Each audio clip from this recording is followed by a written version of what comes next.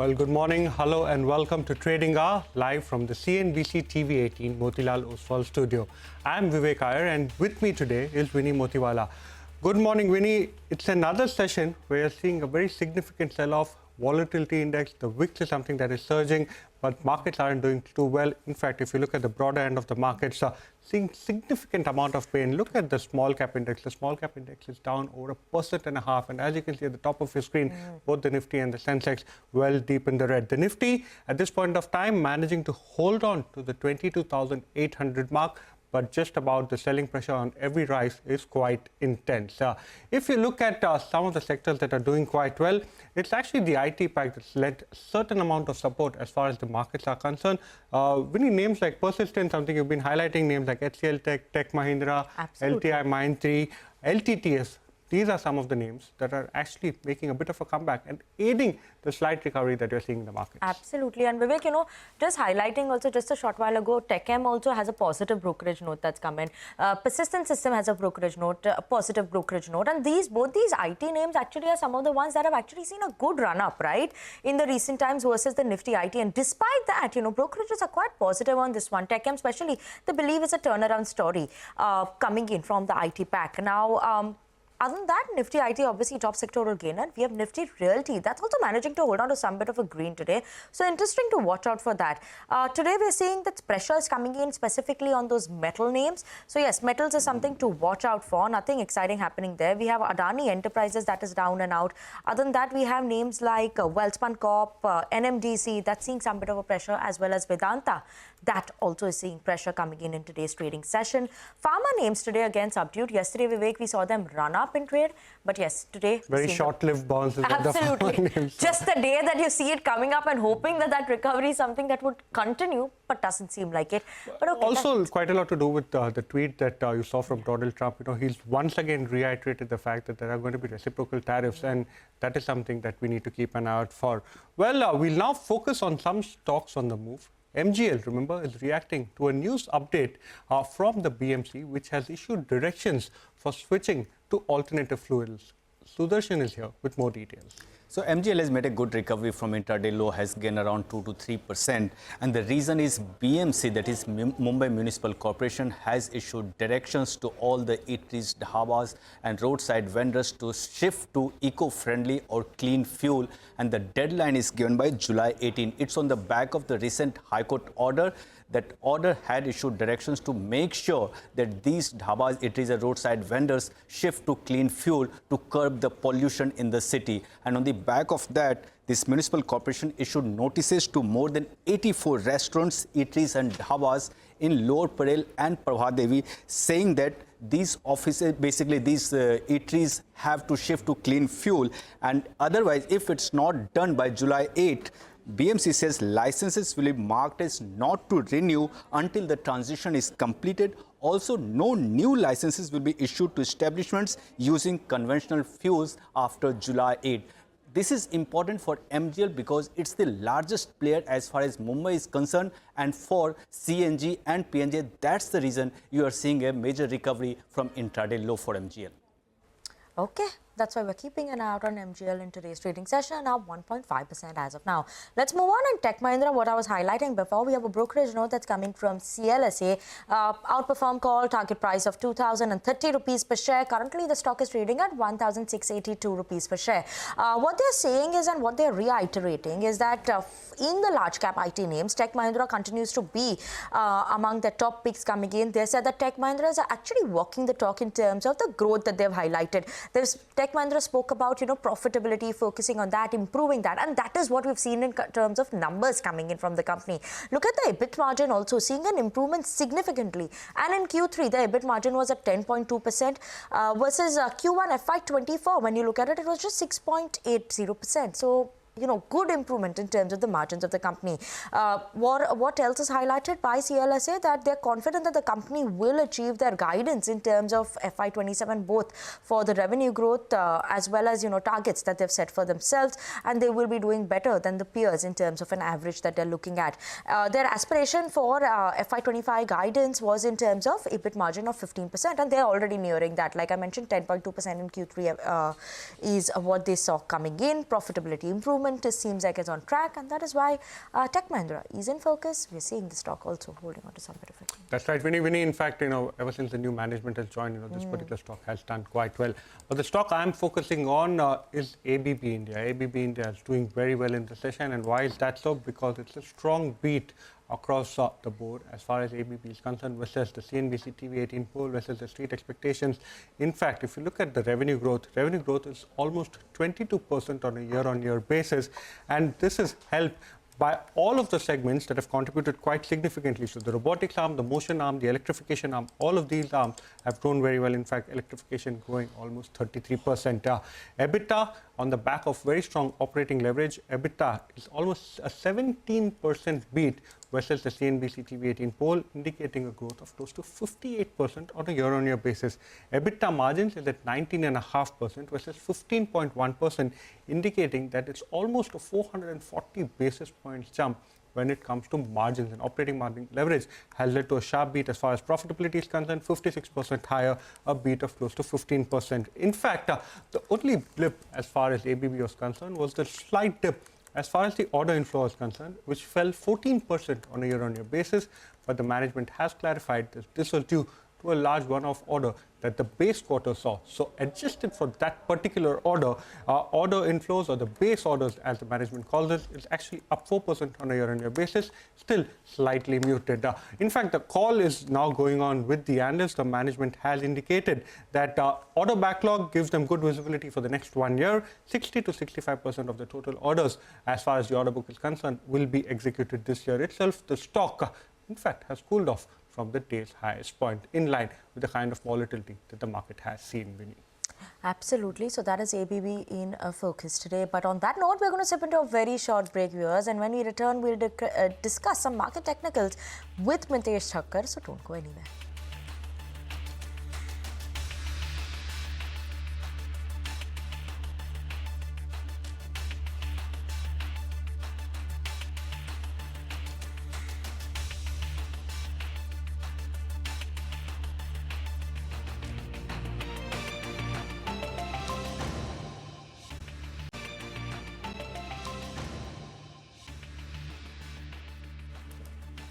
Welcome back. Thanks for staying tuned into CNBC TV18. You're watching Trading Hour.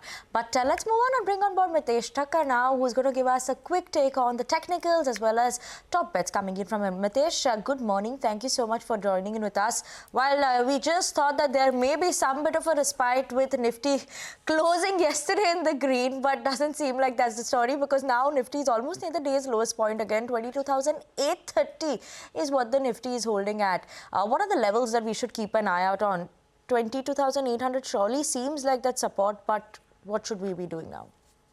I think that's the key level to watch, 22,800 to about 22,750. I think this 50-point band has in the last few days held on and given a bounce back every time the market has been here. So I hope that we don't close below that, but in case we do, then I think another 250, 300 points downside could happen very quickly on the Nifty. So 22,750, 800 broadly is the level which I'm watching, and we're right there.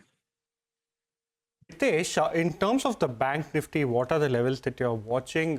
It's held quite steady today. In fact, you could say that the selling pressure there hasn't been as much as it's been in the broader end of the markets. And any specific cues you have as far as the pharma pack is concerned? It's another day where the pharma stocks have seen significant selling pressure. So on the bank Nifty, 48,700, 48,300 are the two pivots, and then 48,000, which is where the markets had bottomed out last time, which was on the 13th of January as well as on the 26th of January. So these are the three levels watching. But broadly, I think 48,000 as a round number also, and given the fact that there is good concentration over there, I think is the most important of the three. So that's the level on the downside for the bank Nifty to watch. As far as pharma stocks are concerned, I think they still remain, slightly on the negative side, though Lupin has pulled back a bit in yesterday's trading session. But it's just hovering around its 200 average, which is at about 2005-6 levels. So once we see a break below 2000, maybe you'll see more supply come in. Similarly, Glenmark has had a breakdown on the weekly and the monthly chart, which means that more correction could happen. Right. Mitesh, could you also give in a word on Nifty IT as well? Today, when you look at it, Nifty IT is in the only sector as of now which is holding on to some bit of a green, right? So what are you looking out for in terms of Nifty IT and anything that you're looking on the technicals in terms of stocks? On the Nifty IT, one most important thing was that yesterday, it made a low of around 40,592. And 40,450 is the area 40,480 is the area where the 200-day average, simple average is placed. And the Nifty IT would, be close to testing that nearly about after 9 months. So I think that should be a very important level. Therefore, you will see some buying happen around the 40,500 mark on the Nifty IT and the Nifty and the components of Nifty IT. I think that's what is playing out. In fact, I do have HCL Tech as one of the possible recommendations. I would want to see the stock get past levels of 17, 18, 17, 20. And above that, a long trade with a stop below 1700 can be taken. Once that happens, look for a target of around 1760 on the upside. And ACC is something, which I believe could see some more decline. So ACC is a short call. Keep a stop at about levels of 1865. Look for targets of 1770. Thank you so much, Mitesh, for joining us and giving us a sense of the market technicals. Well, have a look at some of the capital goods names like ABB, names like Siemens. These stocks have cooled off significantly from the day's highest point. In fact, ABB, which was trading with gains of almost 5%, is now in the red with a cut of close to 0.5%. Let's now take a short break. Jeffrey Garrett, Dean at USC Marshall School of Business, joins us on the other side.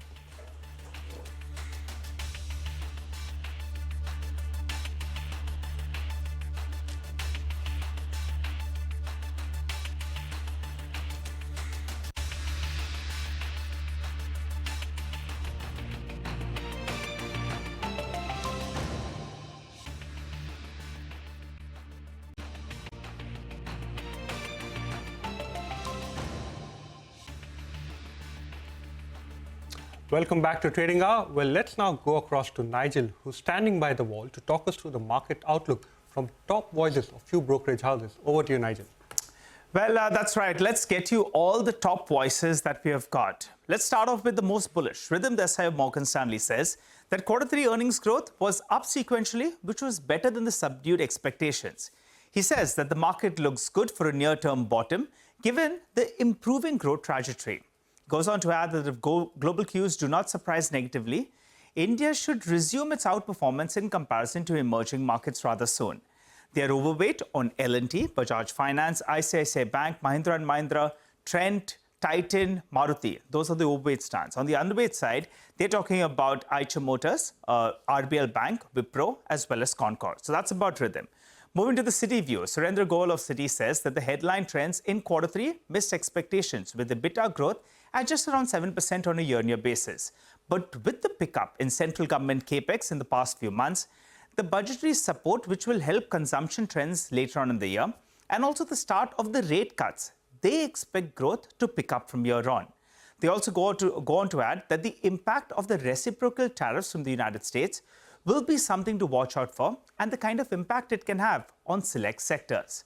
They also say after a 12% decline from the peak, valuations on the Nifty at around 19 times 1 year forward is below the 5-year long-term averages.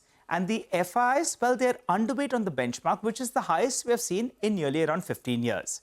They wind down by saying that India looks relatively well placed post this correction, and their December 2025 Nifty target is at around 26,000. Rajiv Batra of Morgan Stanley says that Q3 was another subdued quarter with regard to earnings growth, which was driven by the moderation in urban consumption, the tighter liquidity, a depreciating rupee, and also the rise that we saw in input cost. But they expect a nascent recovery in Q4 earnings owing to the sustained upswing in rural demand, a rise in government spending, and also the lower raw material costs. They add that despite the recent earnings downgrades, consensus earnings expectations for this calendar year as well as next, that's 2025 as well as 26, are still elevated. And also there could be further downgrades specifically in energy, materials, industrials, as well as in passenger vehicle plays. They reiterate the overweight stance on financials, consumer staples, consumer discretionary, healthcare, as well as real estate. But let's wind this down with a technical call coming in from Lawrence Blanco of CLSA, and he's talking about the dollar index. He says that the dollar is threatening the 106 support, though in the past 3 months, the US dollar index has been capped at around that 109.8 to around 110.18, and it's found support in this vicinity of around 106 as well as 107. A break, though, below that 106, 107 support would suggest that December's breakout from that 2022 to 2024, that trading range was not a genuine one, leaving the dollar index ranging back to around the 99-100 odd handle to around that 106 to 107 trading range. Within the old range, well, he goes on to add that the 200 DMA offers the initial support on the dollar index at around that 104.8. So that's what all the top market voices are making of the Indian markets. Back to you guys. Okay, Nigel, thank you so much for giving us the update coming in from all the top market voices.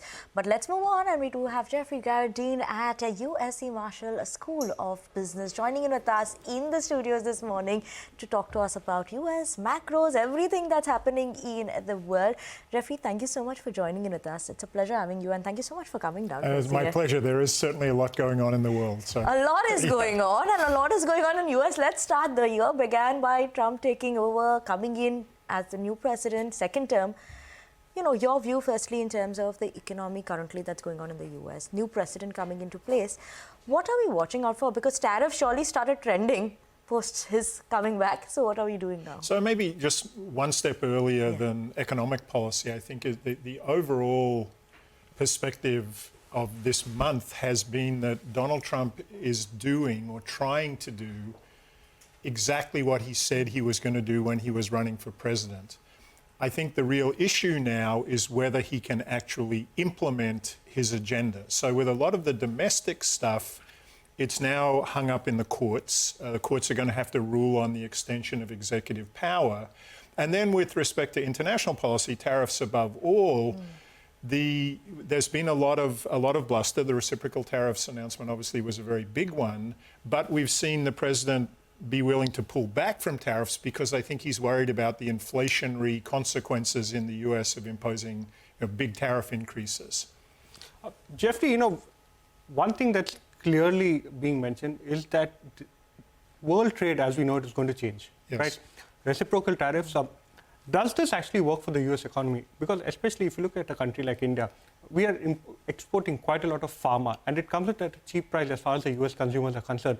So, sectors like pharma, sectors like IT, where Indians actually do quite a lot of the groundwork.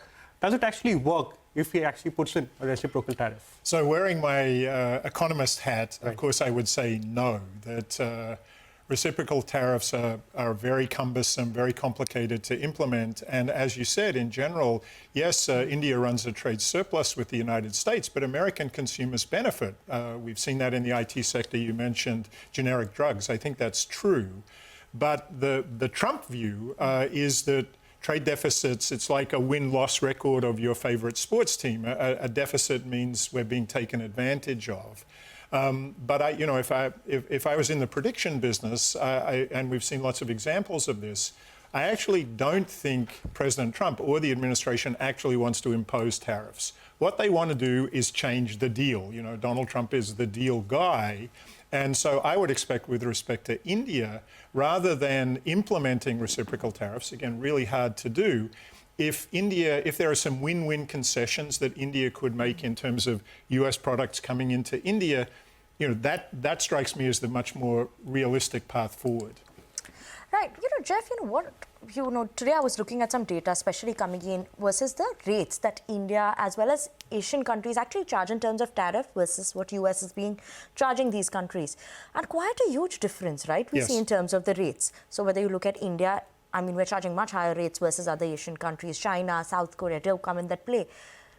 How does that whole come into the picture as well? Because there is a huge gap still between US and India, right? Yeah, so there would be some bit of a tariff or something that comes in. Yes, again, economists have thought for a long time that it made sense for emerging economies to have higher tariff rates because you want to protect what we've always called infant industries.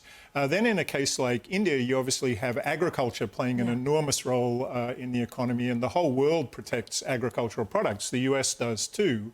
So if we're looking at the global economy, Indian tariffs aren't a central story, right? The big narrative in the US is both for economic reasons and for national security reasons, the US wants to decouple from China. Then there's all this fallout for the rest of the world, and I think that it's complicated to navigate that, but the decentering the global economy away from the China-US axis actually creates a lot of opportunity too. One example that is talked about a lot in the United States that I'm sure your viewers are familiar with is moving the Apple supply chain from China to India, right? That makes geopolitical sense for the US, but it's a great opportunity for India. So de-risking from a sole global supplier to actually having multiple moving parts within the supply chain is something that you're looking at. Well, coming back to the Indian context, you said that certain goods, like you've actually seen a cut in tariffs as far as bourbon is concerned, also expecting a cut as far as American motorcycles like Harley Davidson is concerned. Will that satisfy Trump? Number one. Number two, there's also been quite a lot of worries in terms of US aid being cut off. And multiple articles, multiple news reports indicate that there's been complete cutoff of funding as far as these important programs are concerned. Elon Musk has come out and said that we will rectify our mistakes immediately, but on-ground reports suggest otherwise. So what do you think is going to happen next? Okay, two big topics. With respect to Indian concessions to the United States, obviously the ones we've seen are symbolic, not enormous dollar value attached to them. Right.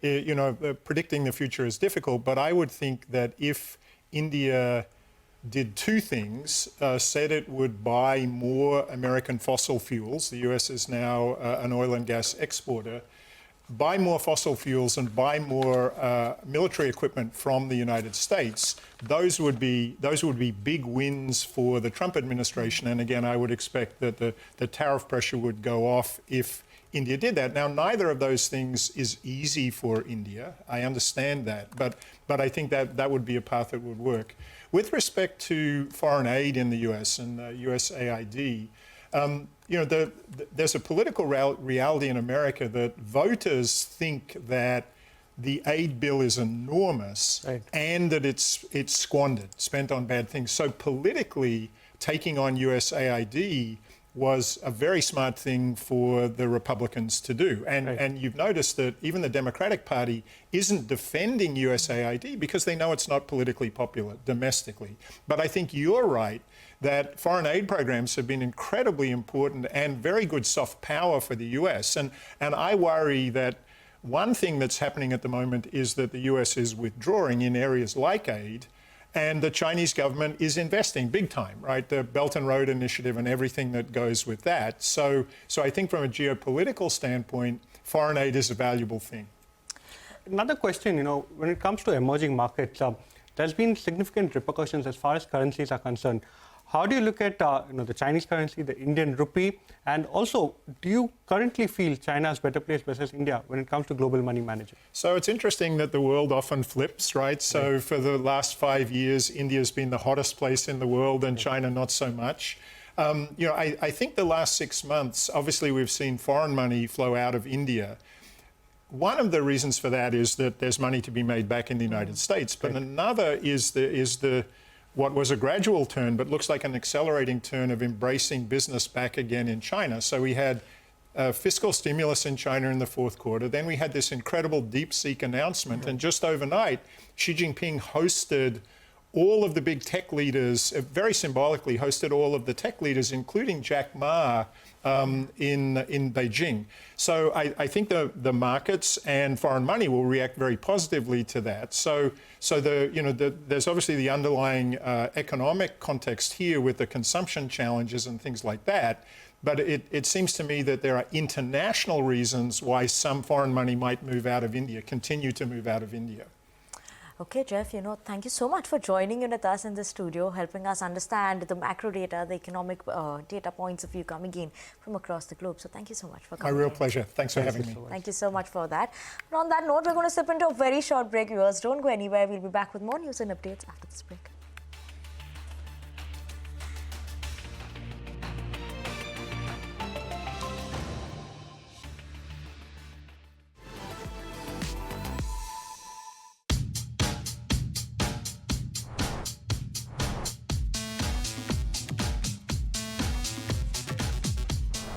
Good to see you. Have you been? Very good. One of those massive working days.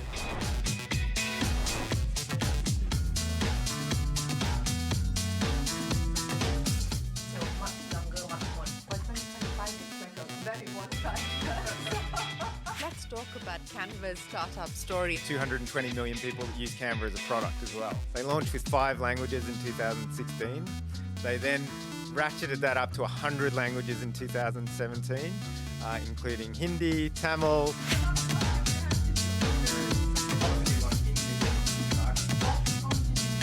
I think India could be huge, so it's our 4th biggest market at the moment. I think it could reach the #1 position, very soon. We've been able to move large parts of the company towards thinking in an AI-first manner. Interesting. 24 million subscribers now, so Breaking news. The last few years have really been about the shiny objects, and 2025 is probably going to be much more about real use cases. we've now matured our ML and our AI teams to adapt to this new technology, and we've pivoted every product team inside Canva now to think AI first.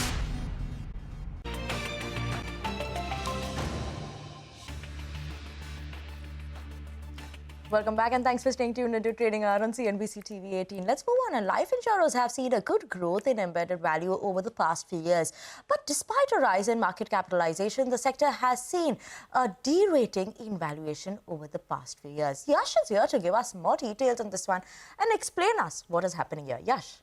Well, through these few numbers from the last about 4.5 years tied up in this piece, we intend to demonstrate what has been the embedded value growth for life insurance companies, what has been the growth in their market capitalization, and how a function of these two, that is price to embedded value, reacted to that growth. To start with embedded value, which has grown at a CAGR of 8 to 23% when compounded over the previous 4.5 years between FY20 to H1 FY25 for listed life insurers. HDFC Life Insurance has seen the strongest CAGR of about 23%, followed by Max Financial Services at 21%, followed by ICICI Prudential and SBI Life at 16.6% and 16%. LIC being the slowest at about 8.4%. On the other hand, when compounded over the last 1.5 years, LIC has seen the strongest jump in its market cap, growing at a CAGR of 53%. Again, compounded over the last 4.5 years, Max Financial's market cap grew at a CAGR of 36%, followed by SBI Life at 27%, and then ICICI Prudential Life at 19%, and HDFC Life at 13%. We spoke about, of course, the embedded value growth. We spoke about the market cap growth. A function of these two is how life insurance companies get valued, that is on price to embedded value. Now, here's the big question. With a strong growth in the embedded value for life insurance companies, have the multiples responded in a similar fashion? The answer is an emphatic no. Look at how the price to embedded multiple has moved between FY21 to FY26, which are estimated figures. The biggest derating has come for HDFC Life from 4.8 times in FY21 to just 2.1 times for FY26 estimates. This despite HDFC Life witnessing the strongest growth in its embedded value. Price to embedded value for all listed life insurance companies except for LIC have gotten derated. If valuations are supportive, then what's really coming in the way as far as the price to embedded multiple is concerned? Now, we spoke to a few analysts and they point out that the big reason has been the fear of regulatory intervention either from the government or the regulator, that is IRDAI. The second reason has been how the product mix for various life insurers have turned very ULIP heavy, which has led to a significant deterioration when it comes to margins for these life insurance companies. Finally, the problem has been that the Indian insurance market is not growing. Penetration and density for a very long time has remained stagnant, and out of that market as well, unlisted players are taking a large part of market share away from the listed life insurance companies. These are some of the reasons why the multiple in terms of price to embedded value hasn't responded to the strong growth either in embedded value or the market cap. Thank you so much, Yash, for joining us and giving us a sense of what exactly is transpiring as far as the insurance space is concerned. Time now for a short break. We bring you excerpts of our conversation with Abhilash Gupta, Managing Director and CEO at Think Gas, on the other side.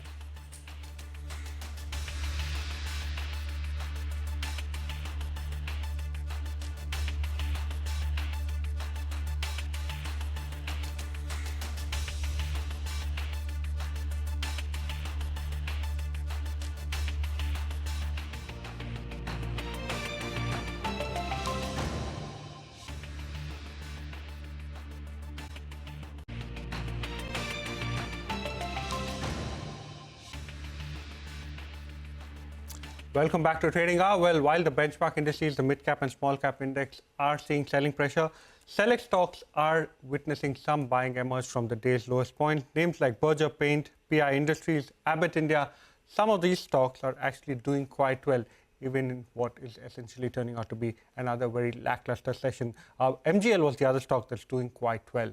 But we are now shifting focus to the energy space. Think Gas is a leading player in this Indian city gas distribution industry.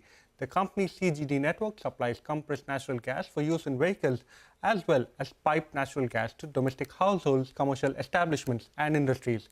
Manisha Gupta caught up with Abhilash Gupta, Managing Director and CEO of Think Gas, from the sidelines of the India Energy Week and began by asking him about how gas aligns itself with India's gas aspirations. What was missing from the perspective of taking our gas share from 6 to 15%, we feel that the missing link was the last mile connectivity.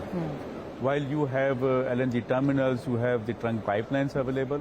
Of course, we need more trunk pipelines, but ultimately the missing link was that gas has to reach to the end consumer. Gas has to reach to the household, each of the household. There should be multiple CNG dispensing stations. There has to be pipeline reaching to the industrial customers and the commercial customers. So in Think Gas, this is where we came and tried to fill the gap. And we have done very significant development on infrastructure. And we have laid around 1,700 kilometers of steel pipeline, almost 10,000 kilometers of polyethylene pipeline reaching to some of the household as well as the industrial customer. And we have set up 470 CNG stations. Okay. Along with that, we have also set up 19 LNG stations also.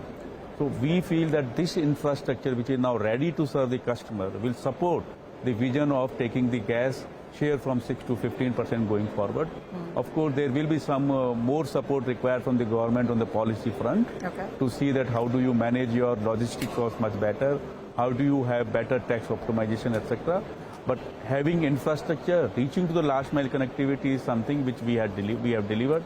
We are looking to deliver it in much better manner going forward with the brand merging now.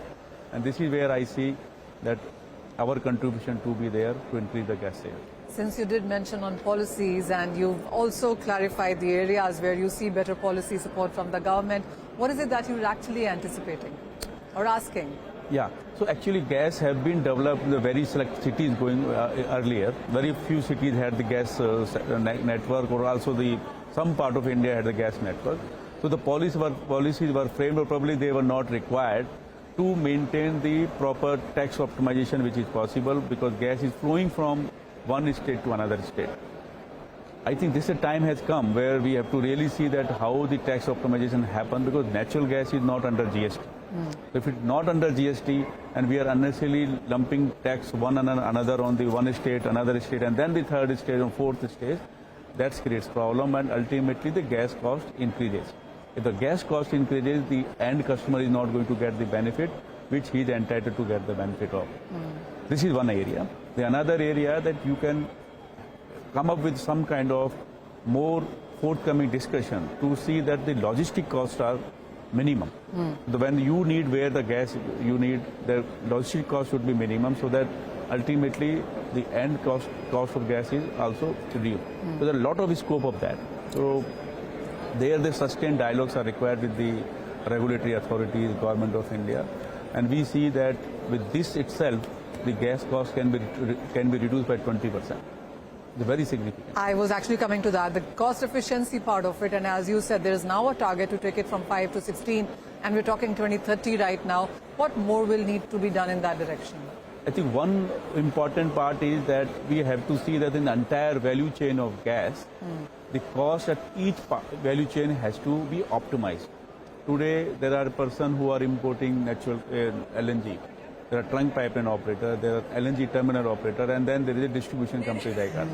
Each chain, everybody has to look at how do we optimize the gas cost and how do we increase the volume, rather than earning or trying to recover the infrastructure cost from a limited pool of gas, which is 6% today.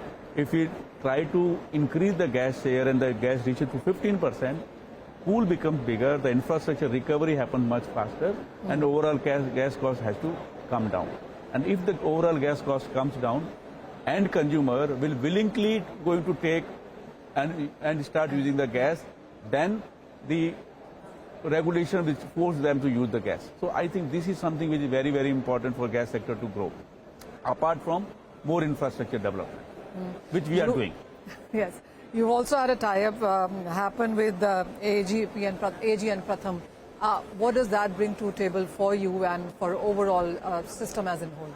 So we were earlier operating under two brand names.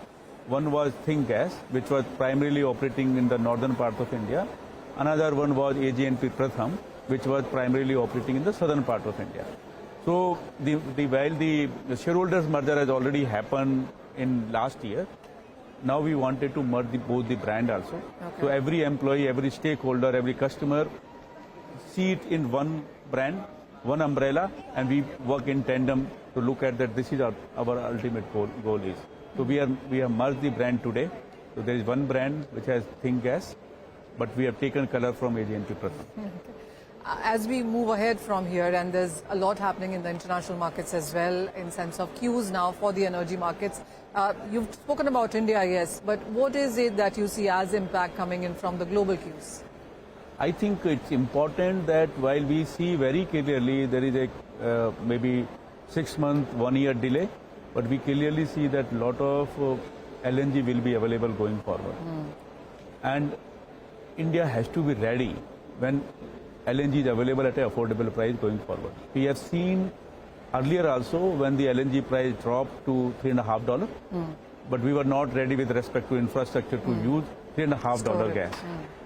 And we still remain with the same kind of import which was happening when even the LNG was $16, $17.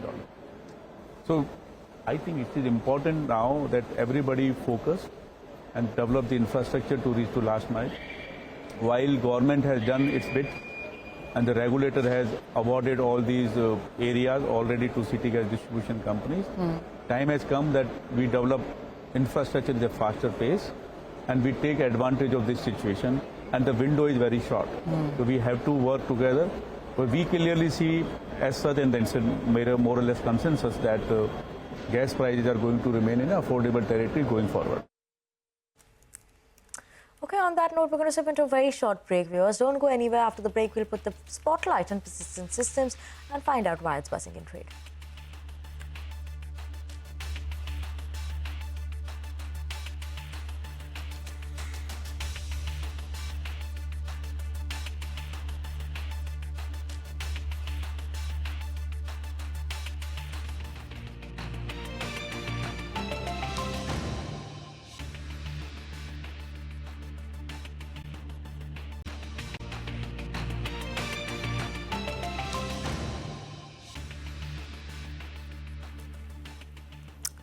Welcome back and thanks for staying tuned into Trading Hour on CNBC-TV18. We have seen that fall coming in the market, 22,800 around. That is what the Nifty is managing to hold on to, recovering from the day's lowest point. But yes, just a very slight bit of a recovery. As of now, Nifty is down 100 points in today's trading session, 0.4% of decline. Mid and small cap continue to see a sharp fall as well, underperforming the benchmark indices. Individual names that we should look out for today, we have top losers. PTC Industry because of its numbers. Amber Enterprises, that's down and out in trade, down almost 7%.